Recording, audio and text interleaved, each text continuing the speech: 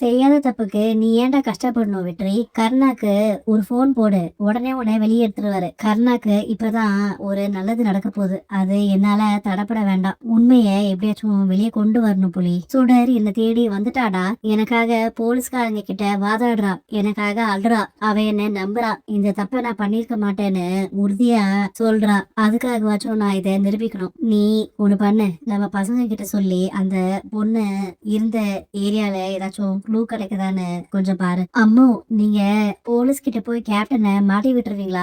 Captain நிச்சயமா அந்த தப்ப பண்ணிருக்க மாட்டாரு. இங்க பாரு சுடர், உனக்கு ஒருத்தர் நல்லவரா தெரியாருங்கிறதுக்காக அவரு தப்பே செய்ய மாட்டாருன்னு அர்த்தம் இல்ல. நீ படிக்கிற வேலையை மட்டும் பாரு, சரியா?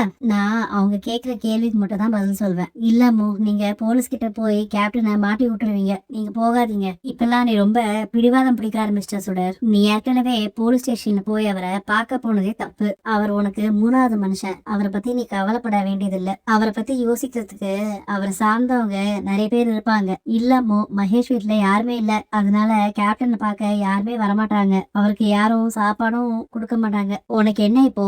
கேப்டனுக்கு போய் சாப்பாடு கொடுக்கணும், அவ்வளவுதானே? செஞ்சுட்டா போச்சு. சார், நீங்க இந்த வீடியோ பார்த்தாலே அங்க என்ன நடந்துச்சுங்கிறது உங்களுக்கு புரியும். நீங்க அரெஸ்ட் பண்ணி வச்சிருக்கிறவரு என்ன காப்பாத்தினவரு. அவரு எந்த தப்பும் செய்யல. குற்றவாளி என்னோட சித்தப்பா தான். நான் அந்த பொண்ணோட அம்மாவை இன்னைக்கு காலையில பார்த்துதான் இந்த வீடியோ ரெக்கார்ட் பண்ண சார். தப்பு செய்யாத யாரும் தண்டனைய அனுபவிக்க கூடாதுன்னு அதுக்குதான் இதை செஞ்சேன். தப்பு செய்யாம தண்டனை அனுபவிக்கிறதோட வழி என்னங்கிறது எனக்கு தெரியும். நான் இதை செஞ்சதுக்கு வேற எந்த காரணமும் இல்ல. நீங்க அந்த தப்ப பண்ணிருக்க மாட்டீங்கன்னு எனக்கு நம்பிக்கை இருக்கு. அதனாலதான் ரொம்ப தேங்க்ஸ் சுடர். நீ எனக்காக வந்தது, அழுதது, இது எதுவுமே நான் மறக்க மாட்டேமா. உனக்கு நான் ரொம்ப நன்றி கடன் பட்டிருக்கேன். நான் யாருன்னே தெரியாம சுடர் மேல எப்படி என் மேல இவ்வளவு பாசம் வைக்க முடியுது? இவளுக்கு நான் என்ன செய்ய போறேன்?